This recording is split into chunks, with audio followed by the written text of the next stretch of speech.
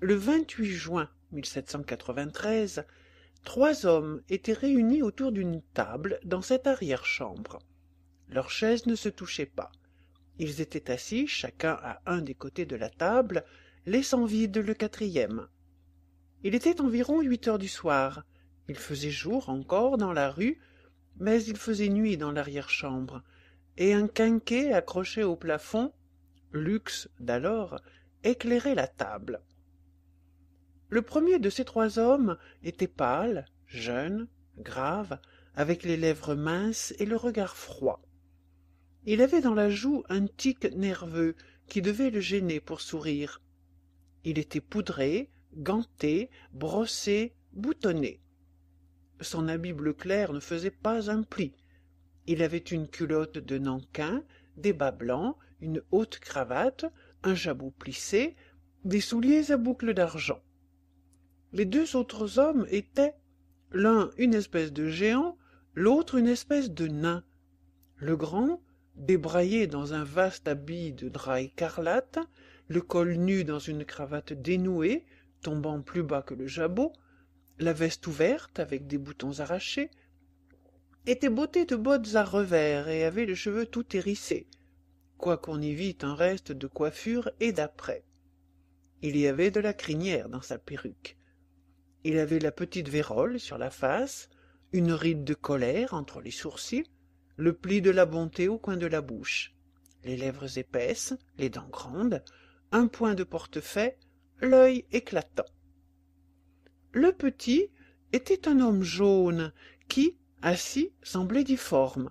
Il avait la tête renversée en arrière, les yeux injectés de sang, des plaques livides sur le visage, un mouchoir noué sur ses cheveux gras et plats, pas de front, une bouche énorme et terrible. Il avait un pantalon à pied, des pantoufles, un gilet qui semblait avoir été de satin blanc, et par-dessus ce gilet, une rouppe, dans les plis de laquelle une ligne dure et droite laissait deviner un poignard. Le premier de ces hommes s'appelait Robespierre, le second Danton, le troisième Marat. Ils étaient seuls dans cette salle.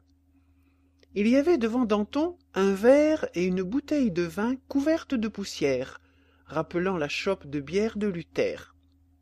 Devant Marat une tasse de café, devant Robespierre des papiers. Auprès des papiers, on voyait un de ces lourds encriers de plomb, ronds et striés, que se rappellent ceux qui étaient écoliers au commencement de ce siècle. Une plume était jetée à côté de l'écritoire. Sur les papiers était posé un gros cachet de cuivre sur lequel on lisait « Palois fécit » et qui figurait un petit modèle exact de la Bastille. Une carte de France était étalée au milieu de la table. À la porte et dehors se tenait le chien de garde de Marat, ce Laurent Basse, commissionnaire du numéro 18 de la rue des Cordeliers, qui, le 13 juillet, environ 15 jours après ce 28 juin, devait asséner un coup de chaise sur la tête d'une femme nommée Charlotte Corday, laquelle, en ce moment-là, était à Caen, songeant vaguement. Laurent Basse était le porteur des preuves de l'Ami du peuple. Ce soir-là, amené par son maître au café de la rue du Paon, il avait la consigne de tenir fermée la salle où étaient Marat, Danton et Robespierre, et de n'y laisser pénétrer personne, à moins que ce ne fût quelqu'un du comité de salut public, de la commune ou de l'évêché. Robespierre ne voulait pas fermer la porte à Saint-Just. Danton ne voulait pas la fermer à Pache, Marat ne voulait pas la fermer à Gusman. La conférence durait depuis longtemps déjà. Elle avait pour sujet les papiers étalés sur la table et dont Robespierre avait donné lecture. Les voix commençaient à s'élever. Quelque chose comme de la colère grondait entre ces 3 hommes. Du dehors, on entendait par moments des éclats de parole. À cette époque, l'habitude des tribunes publiques semblait avoir créé le droit d'écouter. C'était le temps où l'expéditionnaire Fabricius Paris regardait par le trou de la serrure ce que faisait le comité de salut public. Ce qui, soit dit en passant, ne fut pas inutile, car ce fut Paris qui avertit Danton la nuit du 30 au 31 mars 1794. Laurent Basse avait appliqué son oreille contre la porte de l'arrière-salle où étaient Danton, Marat et Robespierre. Laurent Basse servait Marat, mais il était de l'évêché. Chapitre 2. Magna testantur voce per umbras. Danton venait de se lever. Il avait vivement reculé sa chaise. « Écoutez, cria-t-il, il n'y a qu'une urgence, la République en danger. Je ne connais qu'une chose, délivrer la France de l'ennemi. Pour cela, tous les moyens sont bons, tous, tous, tous. Quand j'ai affaire à tous les périls, j'ai recours à toutes les ressources. Et quand je crains tout, je brave tout. Ma pensée est une lionne. Pas de demi-mesure, pas de pruderie en révolution. Némésis n'est pas une bégueule. Soyons épouvantables et utiles. Est-ce que l'éléphant regarde où il met sa patte? Écrasons l'ennemi. Robespierre répondit avec douceur. Je veux bien. Et il ajouta. La question est de savoir où est l'ennemi. Il est dehors et je l'ai chassé, dit Danton. Il est dedans et je le surveille, dit Robespierre. Et je le chasserai encore, reprit Danton. On ne chasse pas l'ennemi du dedans. Qu'est-ce donc qu'on fait? On l'extermine. J'y consens, dit à son tour Danton. Et il reprit. Je vous dis qu'il est dehors, Robespierre. Danton, je vous dis qu'il est dedans. Robespierre, il est à la frontière. Danton, il est en Vendée. Calmez-vous, dit une troisième voix. Il est partout, et vous êtes perdu. C'était Marat qui parlait. Robespierre regarda Marat et repartit tranquillement. Trêve aux généralités. Je précise. Voici des faits. Pédant, grommela Marat. Robespierre posa la main sur les papiers étalés devant lui et continua. Je viens de vous lire les dépêches de Prieur de la Marne. Je viens de vous communiquer les renseignements donnés par ce Gélandre. Danton, écoutez. La guerre étrangère n'est rien. La guerre civile est tout. La guerre étrangère, c'est une écorchure qu'on a au coude. La guerre civile, c'est l'ulcère qui vous mange le foie. De tout ce que je viens de vous lire, il résulte ceci. La Vendée, jusqu'à ce jour éparse entre plusieurs chefs, est au moment de se concentrer. Elle va désormais avoir un capitaine unique. Un brigand central, murmura Danton. C'est, poursuivit Robespierre, l'homme débarqué près de Pontorson le 2 juin. Vous avez vu ce qu'il est. Remarquez que ce débarquement coïncide avec l'arrestation des représentants en mission. Prieur de la Côte d'Or et Rome, à Bayeux, par ce district traître du Calvados, le 2 juin, le même jour. Et leur translation au château de Caen, dit Danton. Robespierre reprit. Je continue de résumer les dépêches. La guerre de forêt s'organise sur une vaste échelle. En même temps, une descente anglaise se prépare. Vendéens et Anglais, c'est Bretagne avec Bretagne. Les Hurons du Finistère parlent la même langue que les Topinambours de Cornouailles. J'ai mis sous vos yeux une lettre interceptée de Puisaye, où il est dit que 20 000 habits rouges distribués aux insurgés en feront lever 100 000. Quand l'insurrection paysanne sera complète, la descente anglaise se fera. Voici le plan. Suivez-le sur la carte. Robespierre posa le doigt sur la carte et poursuivit. Les Anglais ont le choix du point de descente, de Cancale à Paimpol. Gregg préférerait la baie de Saint-Brieuc. Cornwallis, la baie de Saint-Cast. C'est un détail. La rive gauche de la Loire est gardée par l'armée vendéenne rebelle. Et quant aux 28 lieues à découvert entre Ancenis et Pontorson, 40 paroisses normandes ont promis leur concours. La descente se fera sur 3 points. Plérin, Iffignac et Pléneuf. De Plérin, on ira à Saint-Brieuc, et de Pléneuf à Lamballe. Le deuxième jour, on gagnera Dinan, où il y a 900 prisonniers anglais, et l'on occupera en même temps Saint-Jouan et Saint-Méen. On y laissera de la cavalerie. Le troisième jour, 2 colonnes se dirigeront, l'une de Jouan sur Bédé, l'autre de Dinan sur Becherel, qui est une forteresse naturelle, et où l'on établira 2 batteries. Le quatrième jour, on est à Rennes. Rennes, c'est la clé de la Bretagne. Qui a Rennes a tout. Rennes prise, Châteauneuf et Saint-Malo tombent. Il y a à Rennes 1 million de cartouches et 50 pièces d'artillerie de campagne. Qu'il raflerait, murmura Danton. Robespierre continua. Je termine. De Rennes, 3 colonnes se jetteront, l'une sur Fougères, l'autre sur Vitré, l'autre sur Redon. Comme les ponts sont coupés, les ennemis se muniront, vous avez vu ce fait précisé, de pontons et de madriers, et ils auront des guides pour les points guéables à la cavalerie. De Fougères, on rayonnera sur Avranches, de Redon sur Ancenis, de Vitré sur Laval.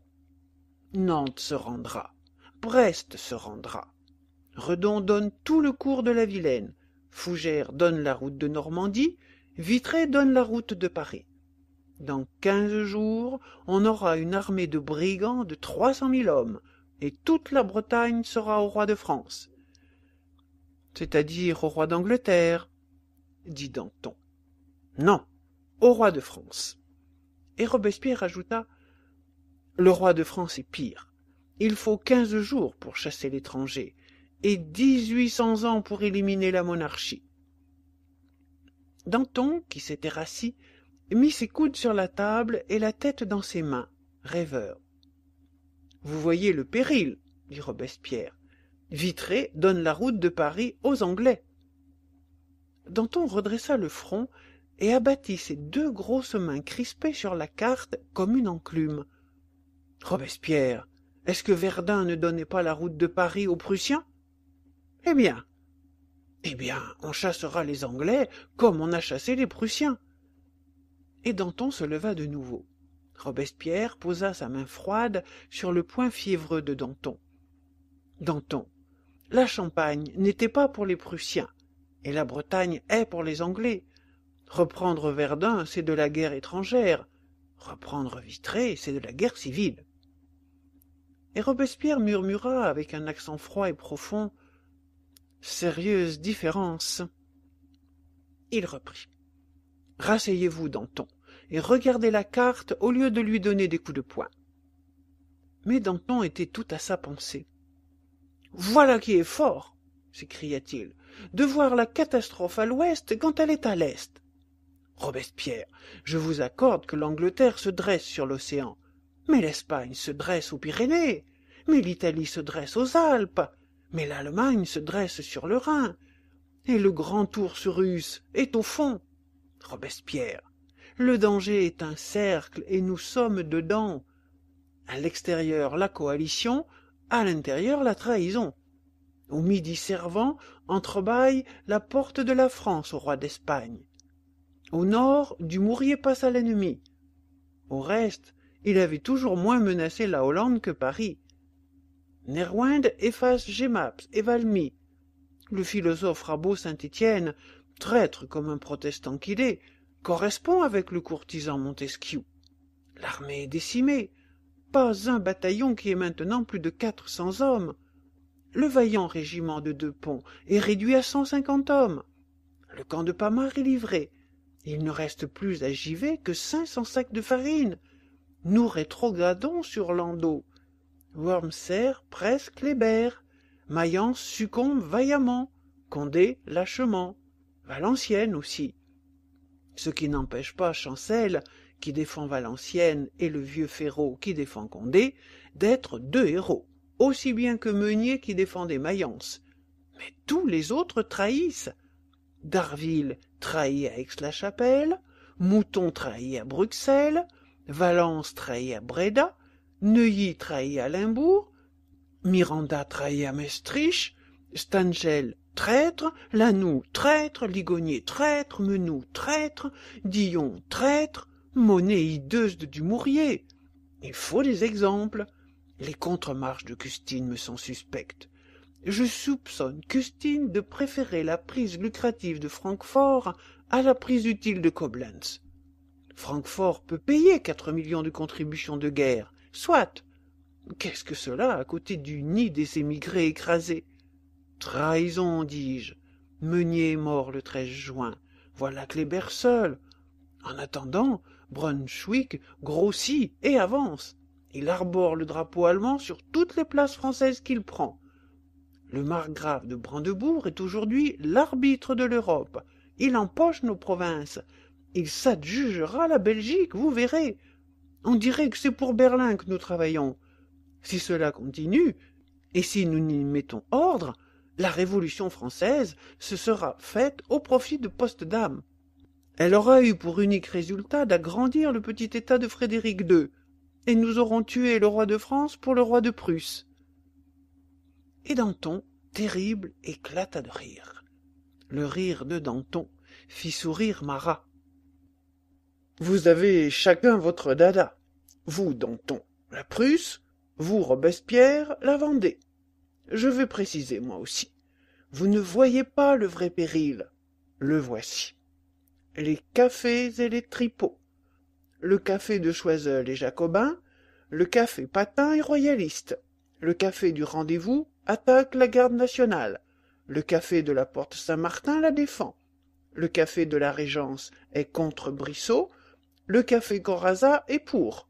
Le café Procope jure par Diderot. Le café du Théâtre Français jure par Voltaire. À la Rotonde, on déchire les assignats. Les cafés Saint-Marceau sont en fureur.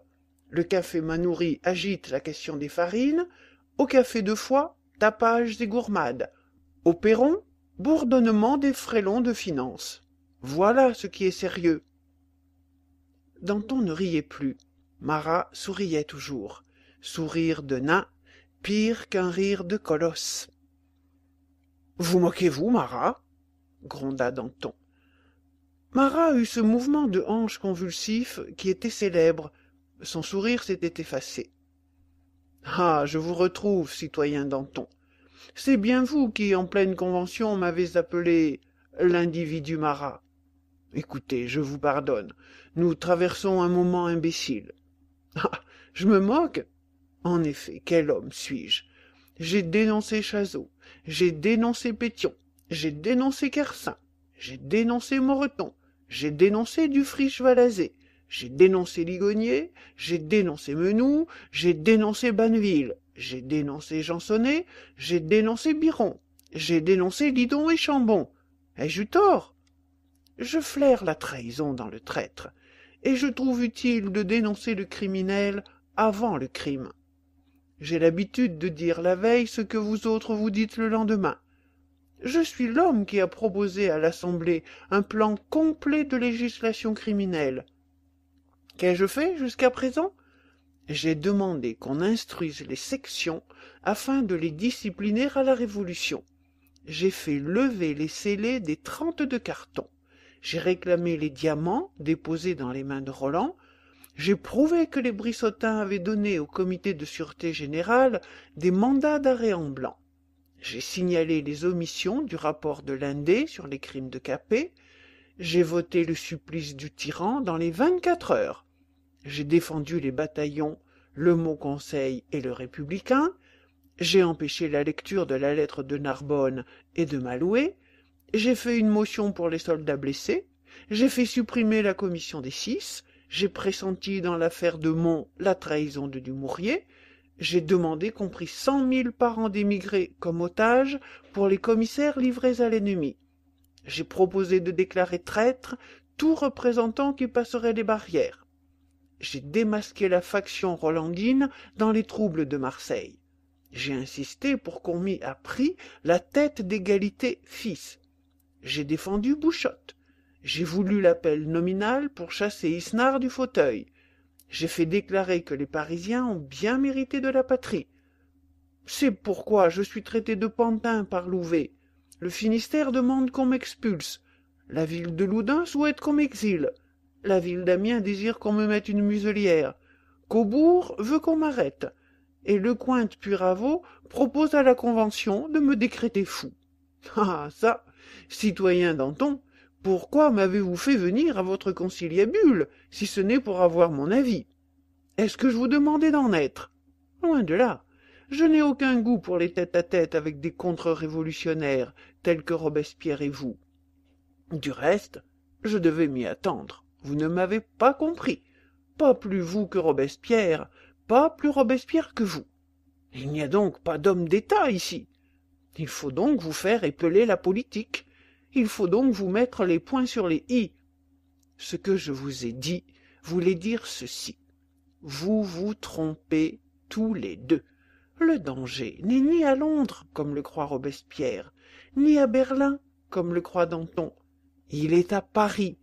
Il est dans l'absence d'unité, dans le droit qu'a chacun de tirer de son côté, à commencer par vous deux, dans la mise en poussière des esprits, dans l'anarchie des volontés.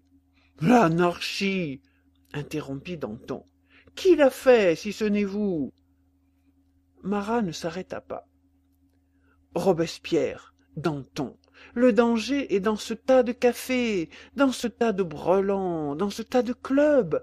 Club des Noirs, club des fédérés, club des dames, club des impartiaux, qui date de Clermont-Tonnerre et qui a été le club monarchique de 1790, cercle social imaginé par le prêtre Claude Fauché, club des bonnets de laine fondé par le gazetier Prudhomme, etc.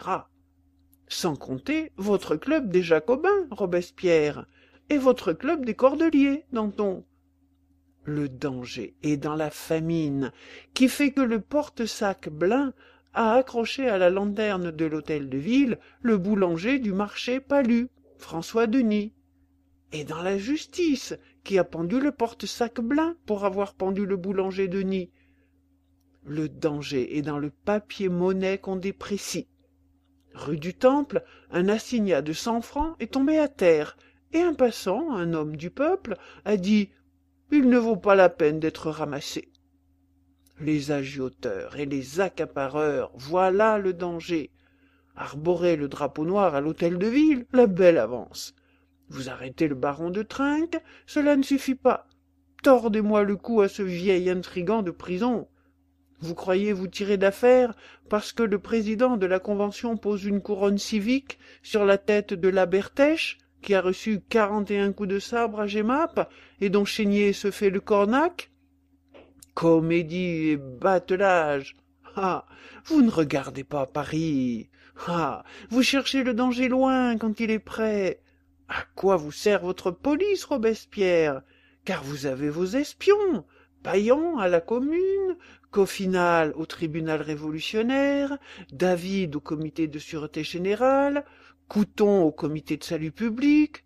Vous voyez que je suis bien informé. Eh bien, sachez ceci. Le danger est sur vos têtes. Le danger est sous vos pieds. On conspire, on conspire, on conspire.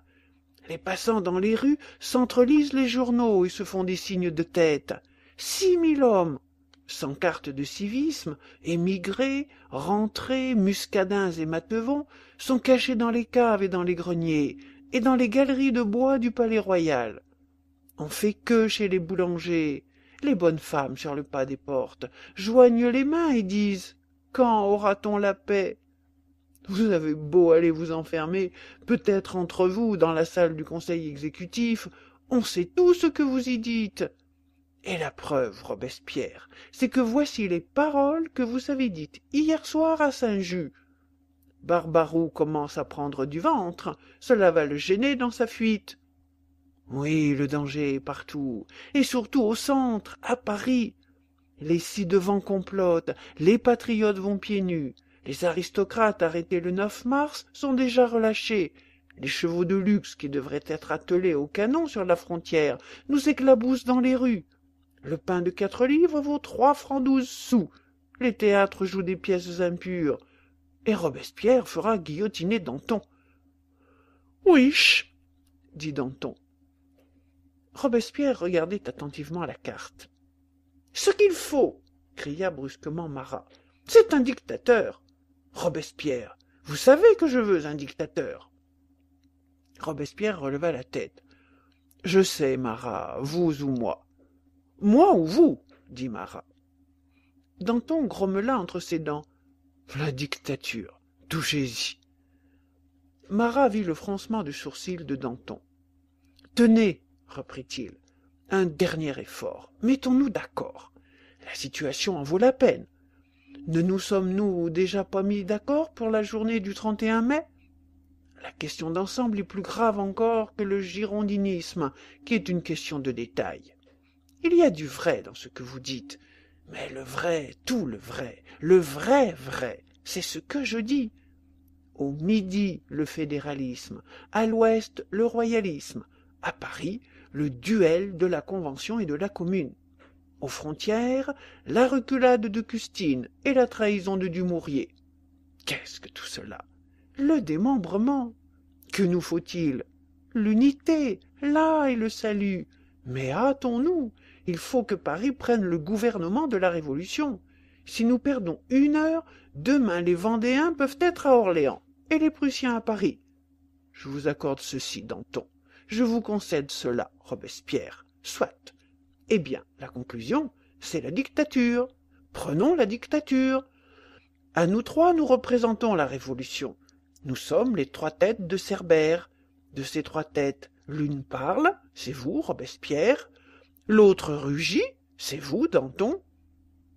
L'autre mord, dit Danton. C'est vous, Marat. Toutes 3 mordent, dit Robespierre. Il y eut un silence.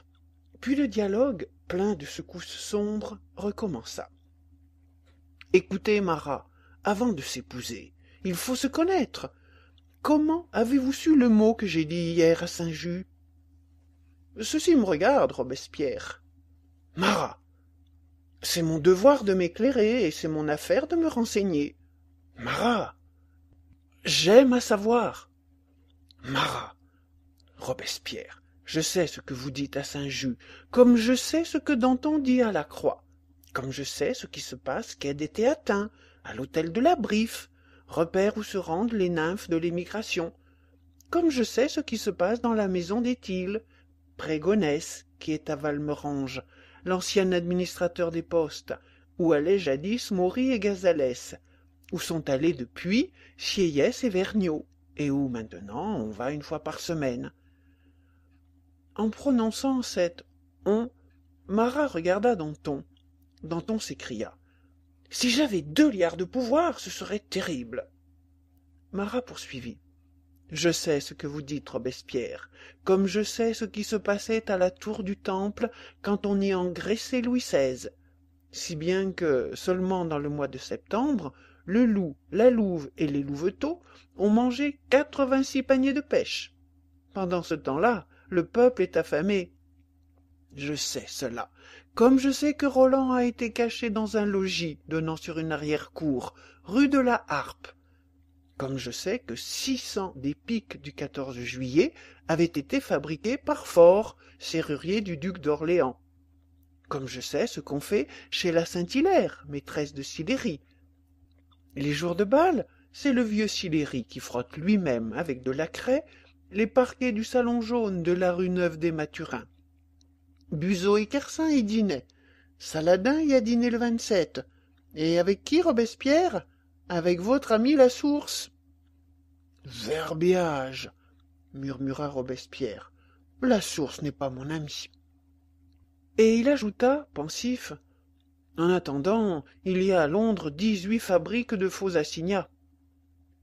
Marat continua d'une voix tranquille, mais avec un léger tremblement, qui était effrayant. Vous êtes la faction des importants. Oui, je sais tout, malgré ce que Saint-Just appelle le silence d'État. Marat souligna ce mot par l'accent, regarda Robespierre et poursuivit. Je sais ce qu'on dit à votre table les jours où Lebas invite David à venir manger la cuisine faite par sa promise, Élisabeth Duplay, votre future belle-sœur, Robespierre. Je suis l'œil énorme du peuple, et du fond de ma cave, je regarde, Oui, je vois. Oui, j'entends. Oui, je sais. Les petites choses vous suffisent. Vous vous admirez.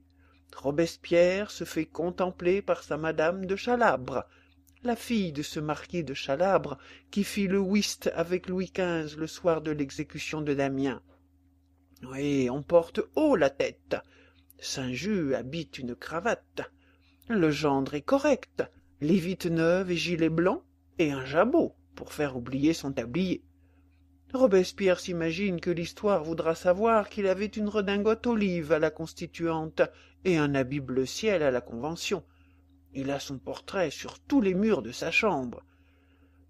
Robespierre interrompit d'une voix plus calme encore que celle de Marat. « Et vous, Marat, vous avez le vôtre dans tous les égouts. » Ils continuèrent sur un ton de causerie dont la lenteur accentuait la violence des répliques et des ripostes, et ajoutait on ne sait quelle ironie à la menace.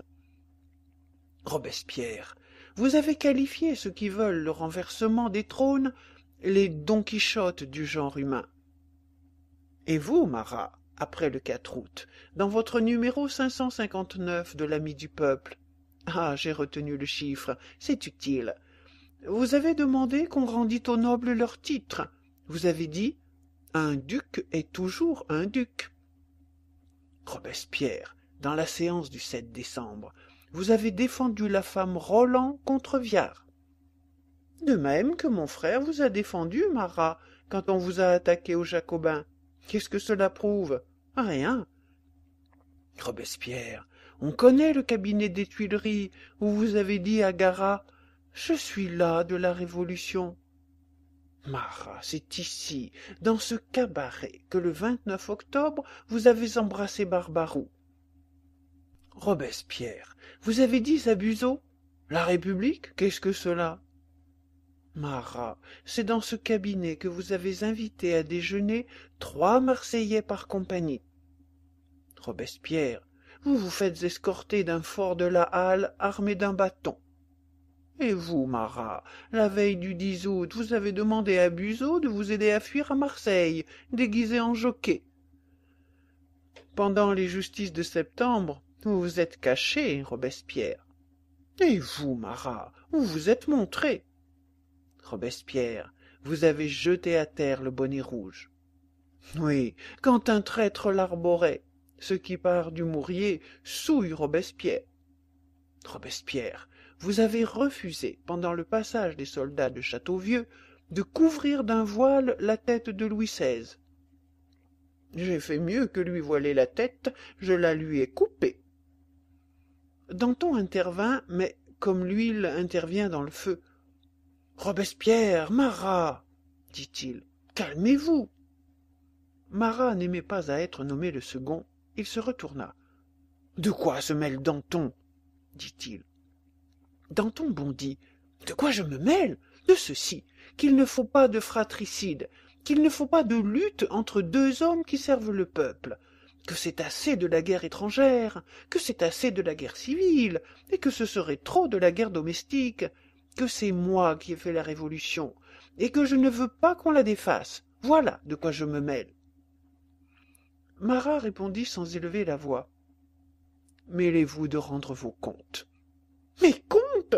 cria Danton. « Allez les demander au défilé de l'Argonne, à la Champagne délivrée, à la Belgique conquise, aux armées où j'ai été 4 fois déjà, offrir ma poitrine à la mitraille. Allez les demander à la place de la Révolution, à l'échafaud du 21 janvier, au trône jeté à terre, à la guillotine, cette veuve. » Marat interrompit Danton. « La guillotine est une vierge, on se couche sur elle, on ne la féconde pas. »« Qu'en savez-vous » répliqua Danton. « Je la féconderai, moi. »« Nous verrons, » dit Marat, et il sourit. Danton vit ce sourire. « Marat, cria-t-il, vous êtes l'homme caché. Moi, je suis l'homme du grand air et du grand jour. Je hais la vie reptile. Être cloporte ne me va pas. Vous habitez une cave. Moi, j'habite la rue. Vous ne communiquez avec personne. Moi, quiconque passe peut me voir et me parler. Joli garçon, voulez-vous monter chez moi? Grommela Marat. Et, cessant de sourire, il reprit d'un accent péremptoire. Danton, rendez-vous compte des 33 000 écus, argent sonnant, que Montmorin vous a payés au nom du roi, sous prétexte de vous indemniser de votre charge de procureur au Châtelet. J'étais du 14 juillet, dit Danton avec hauteur. Et le garde-meuble, et les diamants de la couronne? J'étais du 6 octobre. Et les vols de votre alter ego, la Croix en Belgique? J'étais du 20 juin. Et les prêts faits à la Montansier? Je poussais le peuple au retour de Varennes. Et la salle de l'opéra qu'on bâtit avec de l'argent fourni par vous? J'ai armé les sections de Paris. Et les 100 000 livres de fonds secrets du ministère de la Justice? J'ai fait le 10 août. Et les 2 millions de dépenses secrètes de l'Assemblée, dont vous avez pris le quart? J'ai arrêté l'ennemi en marche, et j'ai barré le passage au roi coalisé. Prostituée, dit Marat. Danton se dressa, effrayant. Oui, cria-t-il, je suis une fille publique, j'ai vendu mon ventre, mais j'ai sauvé le monde. Robespierre s'était remis à se ronger les ongles. Il ne pouvait, lui, ni rire ni sourire. Le rire, éclair de Danton, et le sourire, piqûre de Marat, lui manquaient. Danton reprit. Je suis comme l'océan, j'ai mon flux et mon reflux. À mer basse, on voit mes bas-fonds. À mer haute, on voit mes flots. Votre écume, dit Marat. Ma tempête, dit Danton. En même temps que Danton, Marat s'était levé. Lui aussi éclata. La couleuvre devint subitement dragon. Ah, cria-t-il.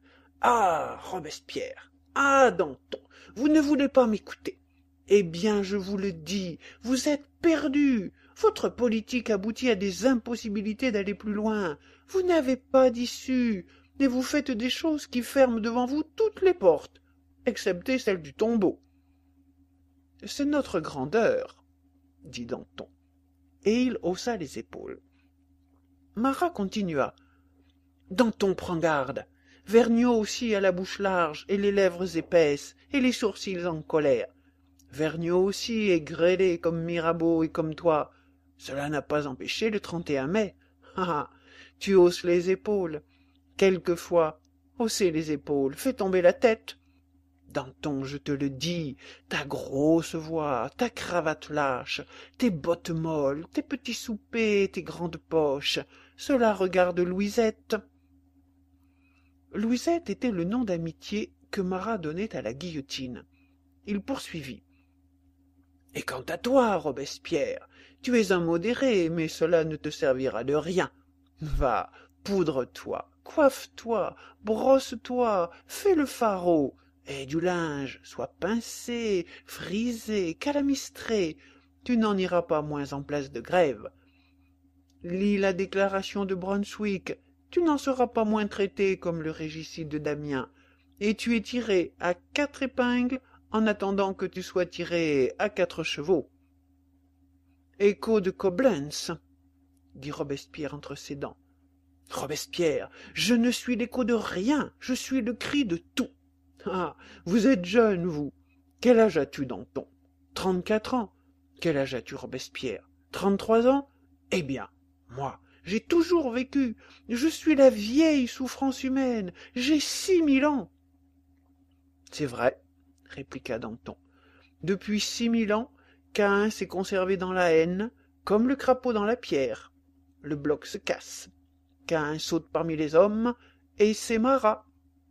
Danton, cria Marat, et une lueur livide apparut dans ses yeux. Eh bien, quoi? dit Danton. Ainsi parlaient ces 3 hommes formidables. Querelle de tonnerre.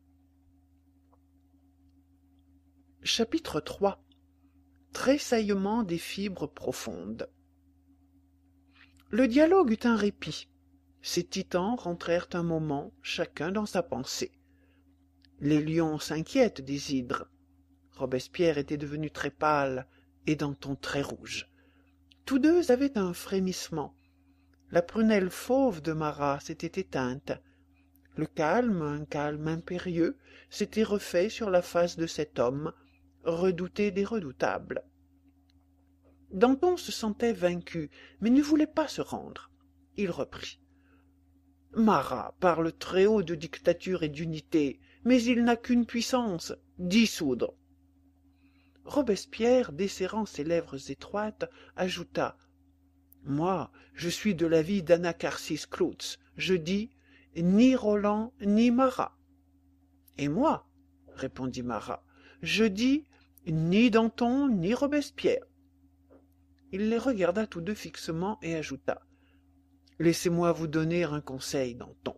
Vous êtes amoureux, vous songez à vous remarier. Ne vous mêlez plus de politique, soyez sage. Et, reculant d'un pas vers la porte pour sortir, il leur fit ce salut sinistre. Adieu, messieurs. Danton et Robespierre eurent un frisson. En ce moment, une voix s'éleva au fond de la salle et dit « Tu as tort, Marat !» Tous se retournèrent. Pendant l'explosion de Marat, et sans qu'ils s'en fussent aperçus, quelqu'un était entré par la porte du fond. « C'est toi, citoyen Simourdin ?» dit Marat. « Bonjour. » C'était Simourdin, en effet. « Je dis que tu as tort, Marat, » reprit-il. Marda verdit, ce qui était sa façon de pâlir. Simourdin ajouta. « Tu es utile, mais Robespierre et Danton sont nécessaires. Pourquoi les menacer? Union, union, citoyens. Le peuple veut qu'on soit unis. » Cette entrée fit un effet d'eau froide, et, comme l'arrivée d'un étranger dans une querelle de ménage, apaisa, sinon le fond, du moins la surface. Simourdin s'avança vers la table. Danton et Robespierre le connaissaient. Ils avaient souvent remarqué dans les tribunes publiques de la Convention ce puissant homme obscur que le peuple saluait. Robespierre, pourtant, formaliste, demanda « Citoyen, comment êtes-vous entré ?»« Il est de l'évêché, » répondit Marat d'une voix où l'on sentait on ne sait quelle soumission. Marat bravait la Convention, menait la Commune et craignait l'évêché. Ceci est une loi.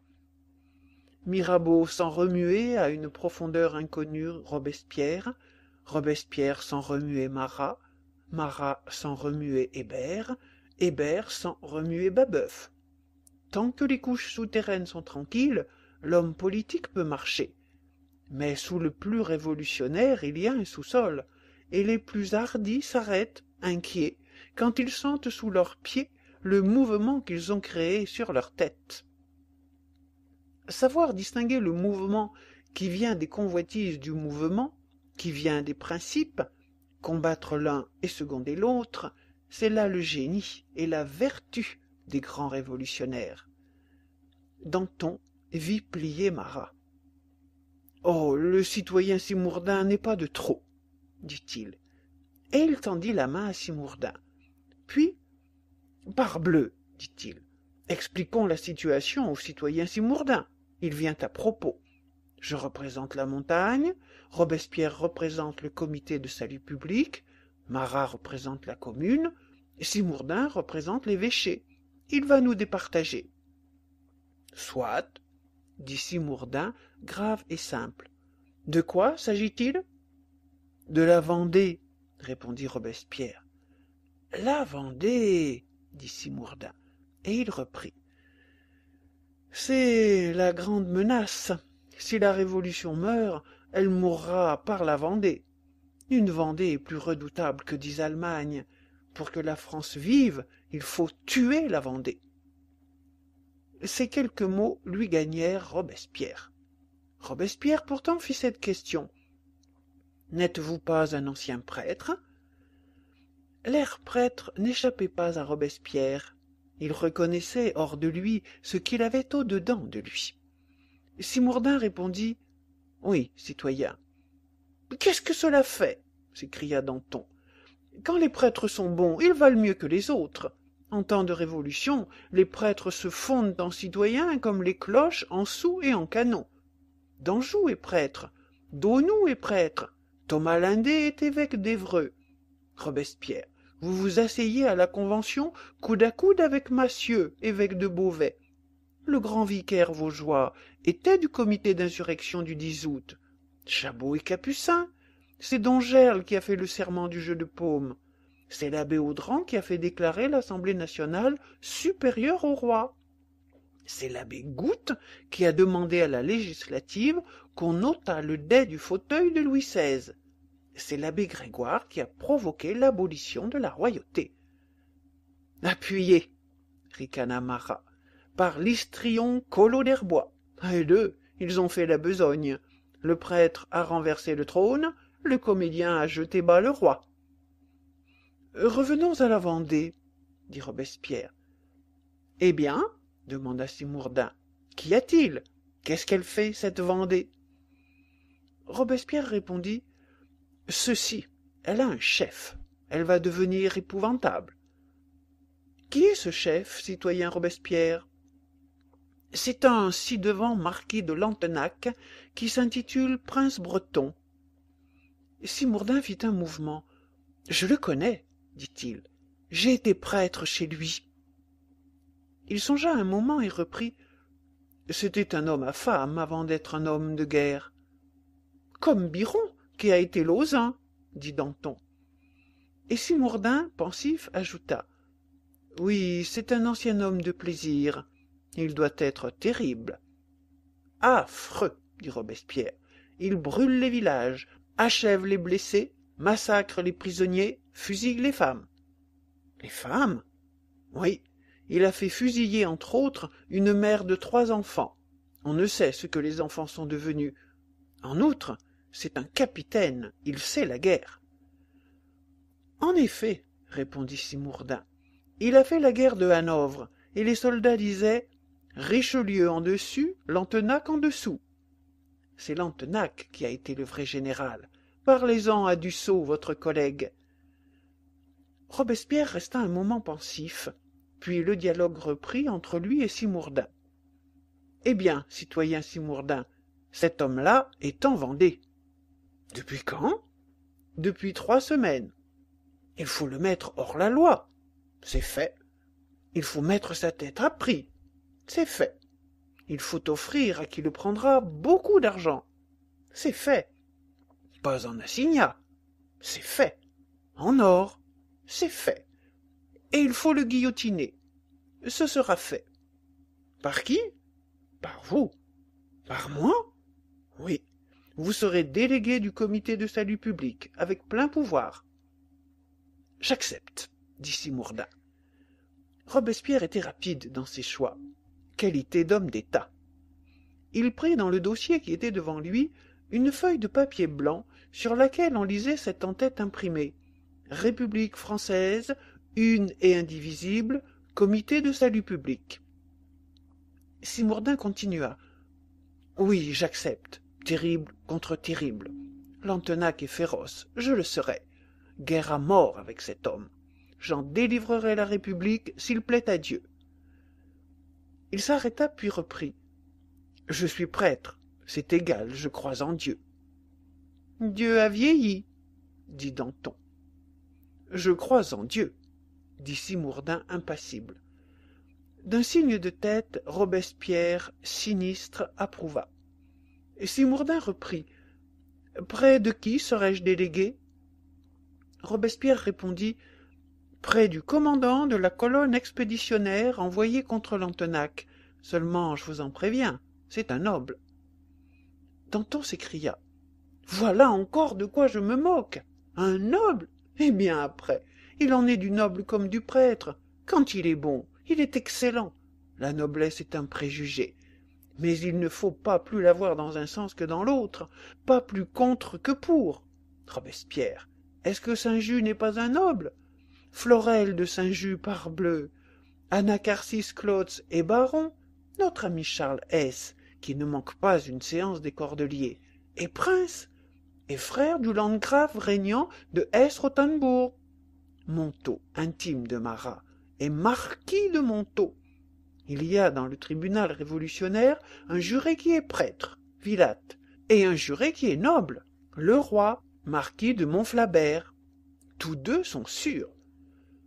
Et vous oubliez, ajouta Robespierre, le chef du jury révolutionnaire. Antonel? Qui est le marquis Antonel? Dit Robespierre. Danton reprit. C'est un noble Dampierre, qui vient de se faire tuer devant Condé, pour la République. Et c'est un noble Beaurepaire, qui s'est brûlé la cervelle plutôt que d'ouvrir les portes de Verdun aux Prussiens. Ce qui n'empêche pas, grommela Marat, que le jour où Condorcet a dit « Les Gracques étaient des nobles », Danton n'écriait à Condorcet « Tous les nobles sont des traîtres, à commencer par Mirabeau et à finir par toi ». La voix grave de Simourdin s'éleva. « Citoyen Danton, citoyen Robespierre, vous avez raison peut-être de vous confier, mais le peuple se défie, et il n'a pas tort de se défier. Quand c'est un prêtre qui est chargé de surveiller un noble, la responsabilité est double, et il faut que le prêtre soit inflexible. » « Certes, dit Robespierre. Et Simourdin ajouta « et inexorable. » Robespierre reprit. « C'est bien dit, citoyen Simourdin. Vous aurez affaire à un jeune homme. Vous aurez de l'ascendant sur lui, ayant le double de son âge. Il faut le diriger, mais le ménager. Il paraît qu'il a des talents militaires. Tous les rapports sont unanimes là-dessus. Il fait partie d'un corps qu'on a détaché de l'armée du Rhin pour aller en Vendée. Il arrive de la frontière, où il a été admirable d'intelligence et de bravoure. Il mène supérieurement la colonne expéditionnaire. Depuis 15 jours, il tient en échec ce vieux marquis de Lantenac. Il le réprime et le chasse devant lui. Il finira par l'acculer à la mer et par l'y culbuter. Lantenac a la ruse d'un vieux général, et lui a l'audace d'un jeune capitaine. Ce jeune homme a déjà des ennemis et des envieux. L'adjudant général Léchelle est jaloux de lui. « Ce Léchelle, interrompit Danton, il veut être général en chef, il n'a pour lui qu'un calembour. Il faut l'échelle pour monter sur Charette. En attendant, Charette le bat. Et il ne veut pas, poursuivit Robespierre, qu'un autre que lui batte Lantenac. Le malheur de la guerre de Vendée est dans ces rivalités-là. Des héros mal commandés, voilà nos soldats. Un simple capitaine de hussards, Chambon, entre dans Saumur avec une trompette en sonnant, ça ira.